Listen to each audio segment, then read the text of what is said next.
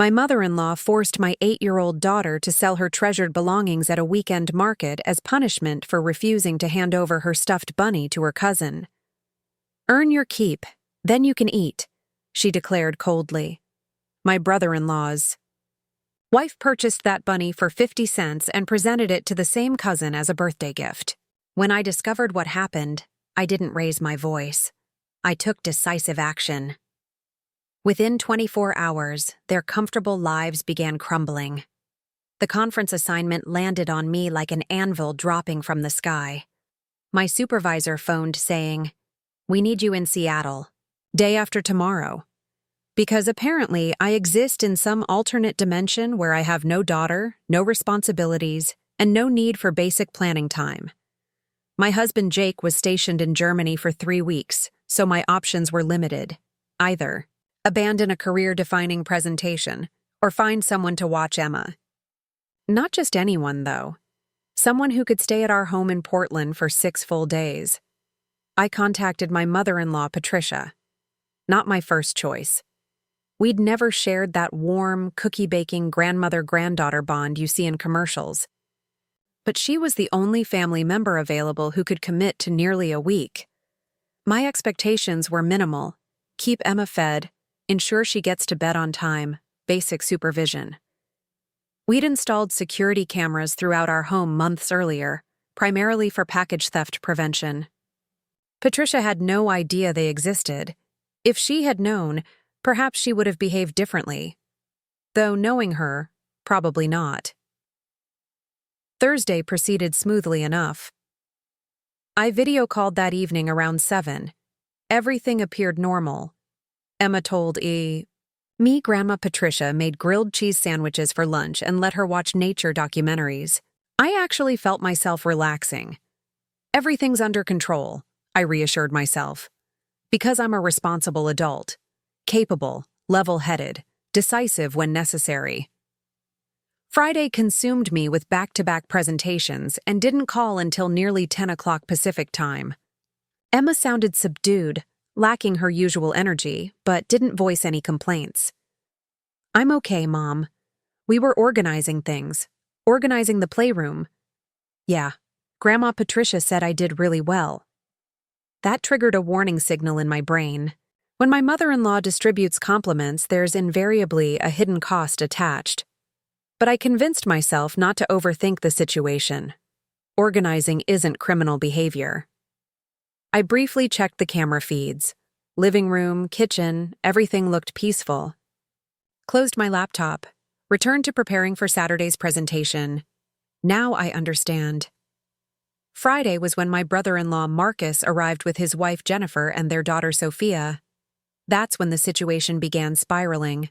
But I didn't review that footage Friday night. Saturday brought absolute chaos. Strategy sessions, deadline pressures, consuming coffee like it was oxygen. By the time I finally collapsed at my hotel, it was approaching midnight. I called home.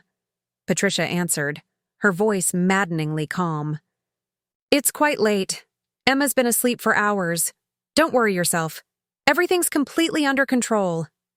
And like a fool, I believed her. Took a shower, climbed into bed, opened my phone out of habit, checking emails before sleep. There it was. A message from my friend Rachel. She occasionally helps with Emma when work conflicts arise. Subject line: "Saw Emma today. Concerning." I opened it immediately. "Michelle, I'm really sorry if this crosses a line, but I encountered Emma at the Portland Saturday market this afternoon. She was selling her toys and books from a cardboard box. She told me her grandma made her do it, said she needed to learn she wasn't special. She looked absolutely heartbroken. I purchased several of her favorite items and promised to return them. I even recorded a brief video on my phone. I couldn't just walk away. I'm sorry if I'm overstepping boundaries, but it genuinely broke my heart." I read those words 5 times. The word selling refused to register as reality in my brain. I clicked the video attachment. The footage was unsteady, filmed on a smartphone.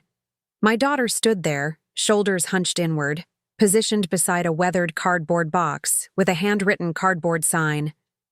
Toys and books, $1 each. She was clutching her beloved stuffed bunny, the cream-colored one with floppy ears that she'd slept with every single night for 3 years. She was whispering to it, her lips barely moving. Market visitors passed by. Some smiled sympathetically. Some purchased something. She thanked them in that barely audible voice, never making eye contact. Then Jennifer appeared in the frame, wearing that particular smile people have when they know they're being cruel and enjoying every second of it. Sophia was beside her, pointing directly at the bunny. "I want that one." Emma pulled it closer to her chest protectively. And without hesitation, Jennifer produced a dollar bill and announced loudly, "Well, everything's for sale, right? Now you're learning to share." Good girl. She yanked the bunny straight out of Emma's hands. Then Patricia materialized from somewhere off camera and said, "Finally, learning something valuable." She took the crumpled bills from Emma's small hand and counted them. "See? You earned your dinner tonight. Not so terrible, is it?" Emma lowered her head and wiped her eyes with her jacket sleeve. The video ended there. I didn't sleep at all that night. At first, I just stared at my phone screen, watching the video on repeat. Then I opened our home security system and watched everything, Thursday, Friday, Saturday, trying to identify the exact moment I failed as Emma's mother. In Friday's footage, I found it. Marcus and Jennifer's visit. Initially, it appeared completely innocent. The girls were playing together with that same stuffed bunny, cream-colored floppy ears, the Christmas present Emma absolutely cherished. Then Sophia announced she wanted to take the bunny home. Just for one night. Emma said no, calmly, without drama. Just a simple, clear no. Sophia immediately started screaming that Emma was selfish, attempted to grab the bunny, and within seconds both girls were shrieking, pulling it in opposite directions. "What on earth is happening in here?" Patricia's voice cut through like a blade. Sophia burst into theatrical tears. "I just wanted to hold the bunny for a minute, and she won't share anything. She's so mean." Patricia turned sharply toward Emma. "You have an entire room full of possessions, and you can't share one stuffed animal? You need to learn generosity, young lady." Emma stood there, face flushed red, eyes brimming with tears but refusing to let them fall. She wanted to keep it forever, Emma whispered. "Quiet!" Patricia snapped. "Even if she did want to keep it, you're spoiled absolutely rotten. You have more toys and books than you could possibly need. Not everyone has parents who can afford everything. Some families can barely afford groceries." Jennifer gave that smug little laugh of hers. Exactly. Just like her mother, selfish to the core. That's when Patricia grabbed an empty cardboard box from the recycling and started throwing toys into it. "Fine. Since you clearly don't understand sharing, you'll sell these tomorrow at the market. Maybe then you'll comprehend how money actually works and what things cost. Go earn your own way. And stop that crying. This isn't pain. This is shame. And you've earned it." Emma whispered through her tears. "Mom won't let you do this." Mom doesn't teach you about real life." Patricia cut her off. "Tomorrow morning you'll take this box downtown. Bring me back money. Then you can have dinner." My head started pounding. Black spots flickered across my vision. I had to pause the video, drink water, force myself to breathe slowly. Then I pressed play again. Saturday's footage was complete. I switched to Sunday morning. Patricia was holding the cardboard box. She opened our front door and said coldly, $10. Don't come back until you've earned it." They walked out together. The door closed behind them. That evening, they returned. Patricia dumped the crumpled bills onto our kitchen table, counted them with visible satisfaction, then spooned food onto a single plate. "There. Now you can eat. Maybe you'll understand how difficult earning money actually is." Emma sat hunched over, completely silent, chewing slowly, mechanically. I stared at the screen, and the full weight of it crushed me. This was my kitchen, my table, my home. and a woman I used to respect was systematically tormenting my child in it. While I sat hundreds of miles away, convincing myself I had no choice. But I did have a choice, and I was finished pretending otherwise. The decision came easily. Too easily. I opened the airline website and purchased the first available ticket back to Portland. Next flight departing Sunday morning, 5:45 a.m., then I emailed my supervisor. Family emergency. I'm leaving immediately. My portion of the presentation is complete and in the shared folder. Didn't ask permission. Just informed them. They'd survive without me for one day. My daughter wouldn't survive much more of this. I arrived home Sunday afternoon. I used my key, opened the door as quietly as possible, and froze. From the kitchen, I heard Patricia's voice. Write more neatly. This is a lesson. Read what you've written. The hallway smelled like overcooked broccoli and something slightly burned. Then I heard a small, trembling voice. My daughter's voice. I am sorry, Aunt Jennifer, for not sharing my toys and for making Sophia upset. I stepped closer to the kitchen doorway. Emma sat at our kitchen table, staring down at a piece of paper covered in shaky handwriting. Patricia hovered over her like a prison warden supervising punishment detail. What exactly is happening here? I asked, my voice quiet but steel-edged. Patricia turned, momentarily startled, but recovered with impressive speed. Oh, look who decided to return early, she said dryly. I'm teaching your daughter some accountability. Someone clearly has to, since her mother's perpetually at work. Accountability? I picked up the paper. You call this accountability? You're making her apologize for refusing to give away her own possession. That's not discipline. That's psychological abuse. I kept my voice controlled, not wanting to frighten Emma further. Patricia frowned. How do you even know about the stuffed animal? Emma, come here, sweetheart, I said, extending my hand. She looked up. Her eyes were bloodshot, her nose red and raw. Then she jumped off the chair and ran to me, wrapping her arms around my waist like she was drowning and I was the only flotation device. I kissed the top of her head. It's okay, baby. I'm here now, then I noticed it. A large black garbage bag on the floor, half filled with toys, books, and stuffed animals. Taped to it, a handwritten note, for children who don't have anything. What the hell is this supposed to be? I asked, my voice dropping to dangerous calm. Patricia answered in that same icy, controlled tone. I'm attempting to teach your child something important. Generosity, for instance. So she's supposed to surrender all her belongings? Not all. Just the excess. She's becoming selfish and entitled. Everything revolves around her needs and wants. Patricia, I said, working to keep my temper contained. Since when does teaching sharing mean humiliating a child? She erupted instantly. Humiliating? Are you serious right now? I'm teaching her respect and perspective. She's growing up like a spoiled little princess with everything handed to her on a silver platter. Someone had to teach her what you clearly can't or won't. And making her sell her possessions on the street. That's your version of parenting? Her eyes narrowed dangerously. Where did you hear about that? I saw it, I said flatly. I saw everything. Saw what exactly? Everything, I repeated. There are security cameras throughout this house, Patricia. And I've also seen the video my friend took at the market. She went visibly pale. You were spying on me? You don't trust me? Apparently with excellent reason, I said. The cameras have been installed for months. You simply didn't know they existed.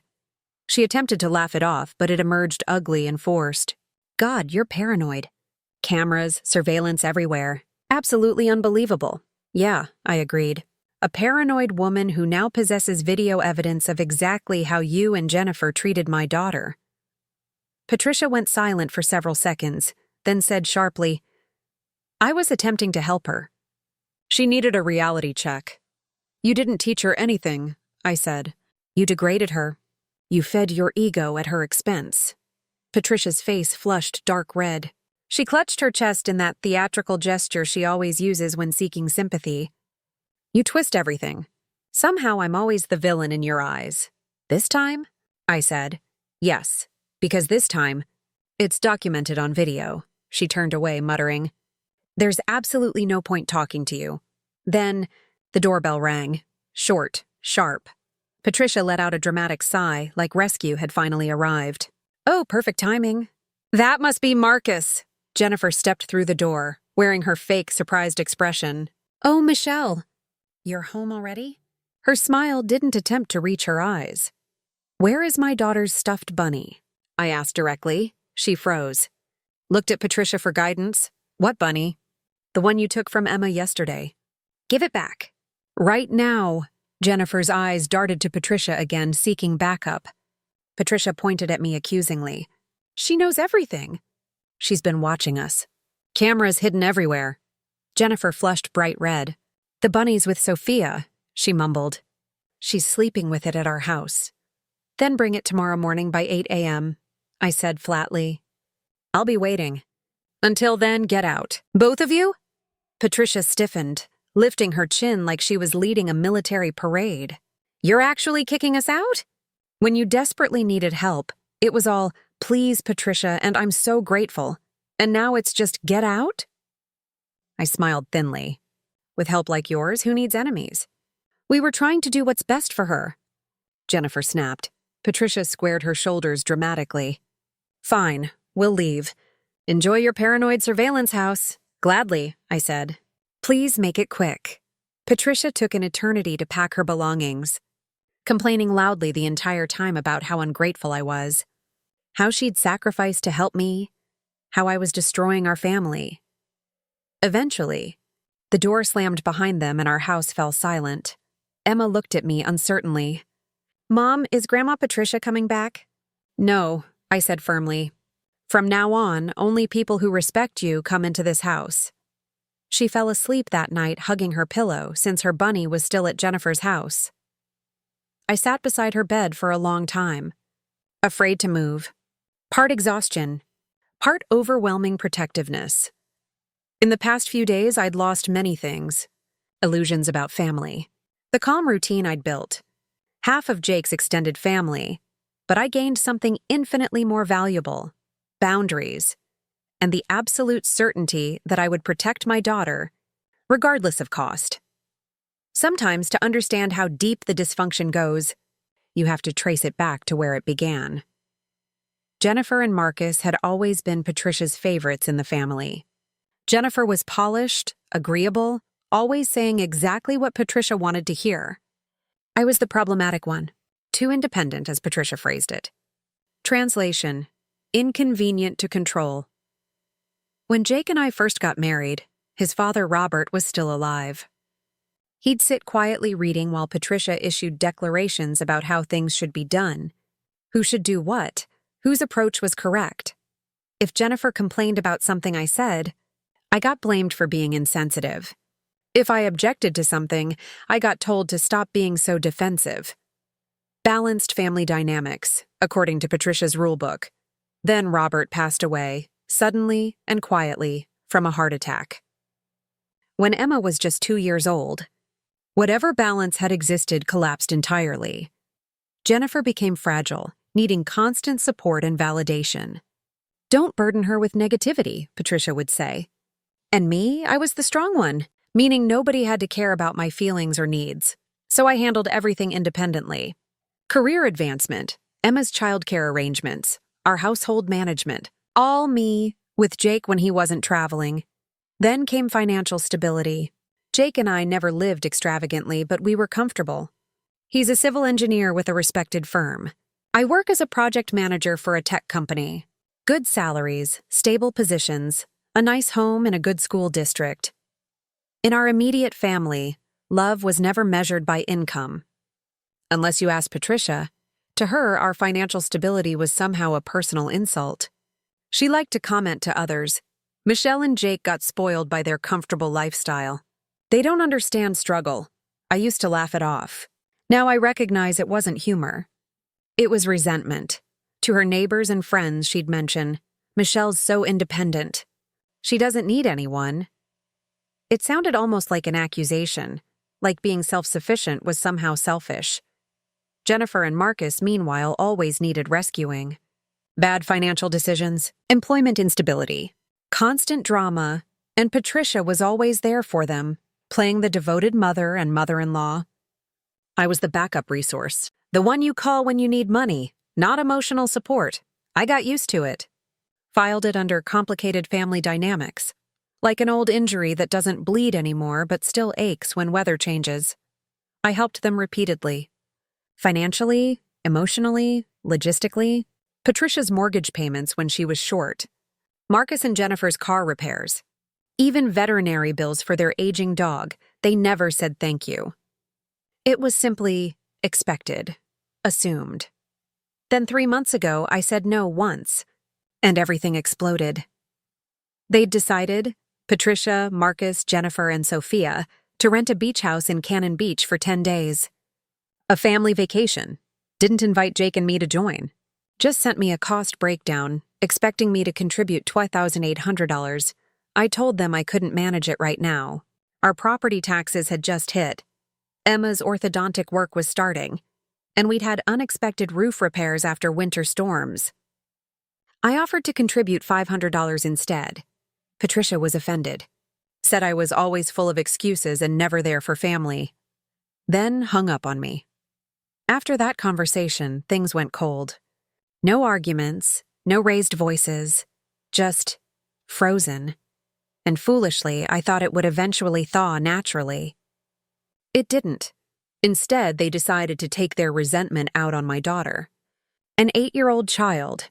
But now I know one thing with absolute certainty. No one touches her again.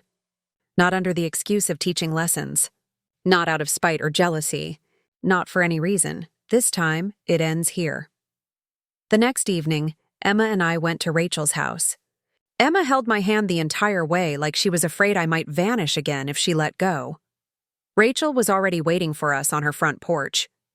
The toys and books were packed neatly in a cloth bag, and the stuffed bunny, her beloved bunny, sat carefully on Rachel's porch swing, slightly dusty, one ear bent, but safe.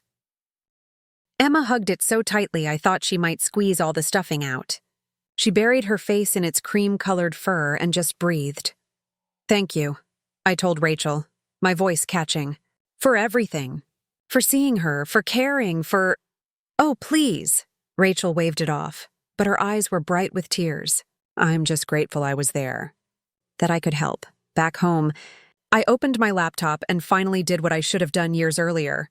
I wasn't angry anymore. Just clear. Crystalline clear. Patricia received $850 monthly from me. Supposedly for groceries and utilities, but who actually knew what it funded? I also paid her homeowner's insurance, her supplemental health coverage, and half of a home equity loan that somehow transformed into who knows what.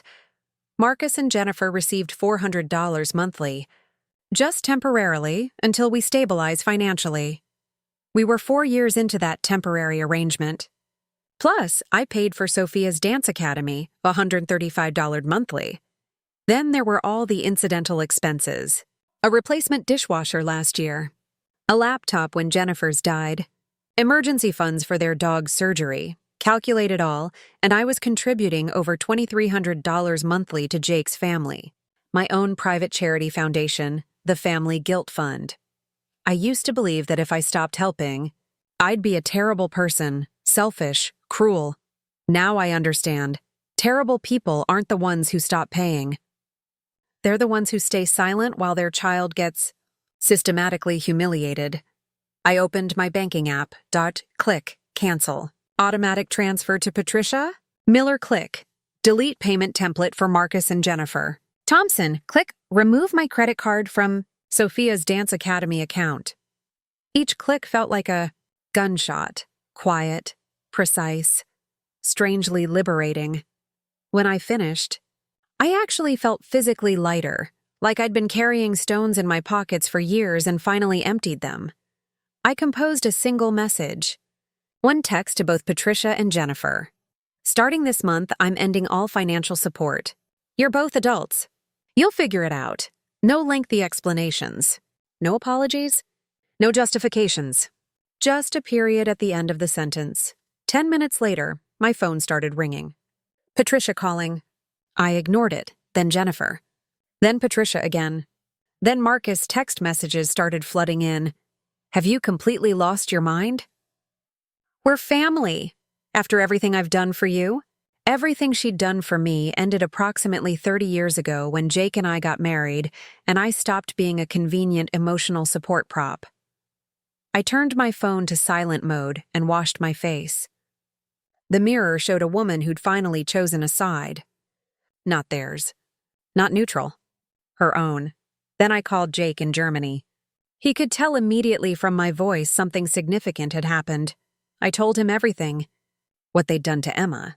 What I'd decided. The cameras, the market, the bunny, cutting off financial support. Everything.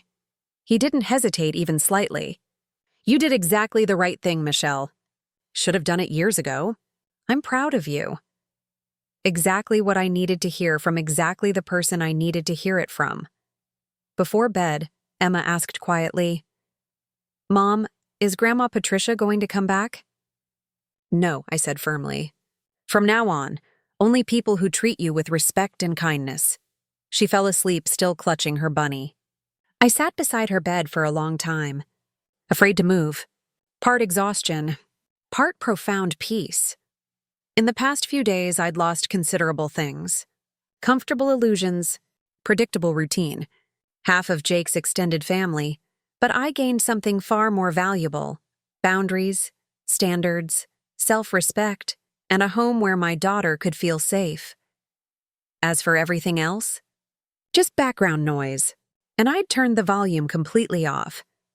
I spoke too soon when I told Emma that Patricia wasn't coming back. She appeared the next day, with Jennifer beside her. Jennifer held out the stuffed bunny like a white flag of surrender. We're just here to return Emma's toy, Patricia said from my doorstep, not bothering with any greeting. We come in peace. I stood there, blocking the entrance. Then hand it over and leave. Jennifer lifted the bunny like she was presenting evidence. We're returning it. Don't start with the drama, Michelle. She pushed the bunny into my hands. Here, your precious justice served. And just like that, they brushed past me, walking inside like they still had ownership rights to my home. Patricia scanned the living room, taking everything in like she was conducting an inspection. So, what exactly is your goal here? She said finally. You want to completely destroy this family? Teaching your daughter to reject her own blood relatives? I'm teaching her not to tolerate humiliation from anyone, I said calmly. Even if they're family. Oh, for God's sake. Jennifer rolled her eyes dramatically. You're so theatrical about everything. We were simply trying to show her that material possessions aren't what matters. No, I said. You were trying to prove you still get to decide what's right for me and for Emma, and you don't. Not anymore. Patricia threw up her hands. Fine, we survived without your money before. We'll survive again. Then what's the problem? I asked calmly. Go ahead and survive. I have complete faith in your abilities. That landed. The color drained from her face, like she'd finally realized I genuinely meant every word. Jennifer stepped forward. You're really going to leave us with nothing? Patricia still has her house payment, and I have a child to feed. You're both adults with functioning brains, I said. You'll figure it out. Get second jobs, cut expenses, make different choices. Patricia got physically sick after your text last night. Jennifer's voice rose. She almost had to go to the ER. Then she should use that health insurance I paid 3 months ahead, I said evenly. You're welcome for that, by the way. Patricia's voice shifted, softening, trembling on cue. I didn't mean any harm to Emma. I'm just exhausted. You've become so cold, Michelle. Cold? I smiled slightly. No, I just stopped setting myself on fire to keep you warm. Now please leave my home. Patricia sat down dramatically on my sofa, hand pressed to her chest. Unbelievable. Your own mother-in-law thrown out by someone she helped raise a family? I stayed silent, watching the performance. We lie awake at night, wondering how to afford basic necessities, she continued, voice wavering. And you just erase us from your life, like we never mattered. A single tear rolled down her cheek. Perfectly timed. Theatrical precision. I looked at her and felt nothing except recognition. That wasn't genuine pain. It was manipulation, polished by decades of practice. Then Jennifer exploded. "You're making Patricia cry. Who else does she have? You're absolutely heartless. We took care of your child, and this is how you repay us?" Patricia let out a loud sigh and clutched her chest again, more dramatically. "My head's spinning. Must be my blood pressure spiking. My heart's racing." "Interesting," I said calmly. "Your blood pressure only spikes when things don't go exactly your way." She straightened up immediately, all traces of weakness vanishing. Her eyes turned sharp and cold. "I'll tell everyone what you've done," she said quietly, dangerously. "How you abandoned your husband's mother, left her financially destitute. I'll contact your employer, our relatives, everyone we know." I reached for my phone, completely calm. "And I'll show everyone this." I pulled up the edited video compilation. The footage where you tell an 8-year-old she doesn't get dinner unless she makes $10 selling her toys at a public market. Silence. Heavy. Suffocating. I pressed play. I'd edited together the worst moments from different days: the initial confrontation over the bunny, the preparation for the market, Patricia's cold declaration about earning dinner, Emma's tear-stained face at the market stand, Jennifer purchasing the bunny while Emma watched helplessly. No commentary needed. The footage spoke volumes. By the end, Jennifer looked genuinely pale. Patricia's face had hardened into stone. "You're bluffing," Patricia hissed. "You wouldn't dare." I tapped the screen. I just emailed it to myself and Jake.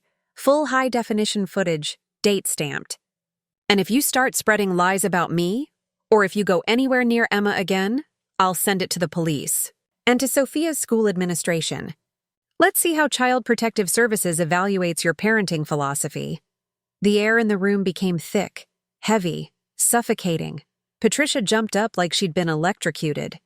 "Fine. Live completely alone then. Without family. Without conscience. Without support, gladly," I said. "And with a perfectly clear conscience." The door slammed behind them hard enough to rattle the frame. Emma peeked out from her bedroom, where she'd been hiding. "Mom, are they really gone?"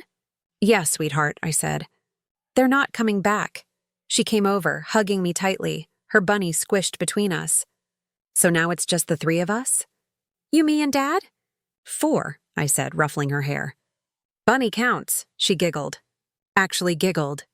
The sound was like sunlight. A few hours later, Jennifer texted, "Only a monster would threaten to humiliate her own family and cut them off during difficult times. You'll regret this." I texted back one line, "You humiliated yourselves." I just documented it. They never wrote again. A month later, I heard through Jake's cousin that Patricia sold her car. "It was old anyway," she reportedly told people. "I was planning to get rid of it." Jennifer picked up a second job at a 24-hour pharmacy. Nights and weekends, leaving Marcus to handle Sophia's bedtime routine, to maintain paying for Sophia's dance classes, apparently. Her gym membership expired and remained expired.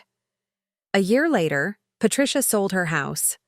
She told everyone who would listen that I'd abandoned her, that the bills were impossible alone, that she'd been forced to downsize because of my cruelty. No surprise there. Without my monthly contributions, the insurance payments and property upkeep probably crushed her financially. She rented a smaller apartment near Marcus and Jennifer's place. Now they've got each other. And a shared hobby of complaining about my selfishness and betrayal to anyone who'll listen. Sometimes acquaintances ask carefully, "So, you don't talk to Patricia anymore?" I smile. "Oh, we communicate. Silently. Every time I remember what she did to Emma in my own home. At home, things are genuinely peaceful now. Emma's growing steadily, confident, secure, not afraid someone will make her earn her meals again. Not worried about punishment for setting boundaries. She laughs freely now. The other day, she drew a picture in art class, a house with bright yellow shutters, a big sun above it, flowers in the yard. "This is ours," she said, showing me proudly. "Our safe house." And I told her she was absolutely right. Sometimes I wonder, usually late at night when sleep won't come, maybe I went too far. Maybe I should have forgiven them, tried harder to explain my position, given them another chance. Then I picture Emma standing beside that cardboard box of toys at the Saturday market, eyes red from crying, clutching her bunny, whispering to it like it was her only friend in the world. And I know with absolute certainty, no, I did exactly the right thing. What would you have done? Was my response appropriate, or should I have handled it differently? If this story resonated with you, if you've ever had to choose between keeping peace and protecting your child, I'd love to hear your thoughts, because sometimes being a good mother means being the villain in someone else's story, and I'm completely at peace with that.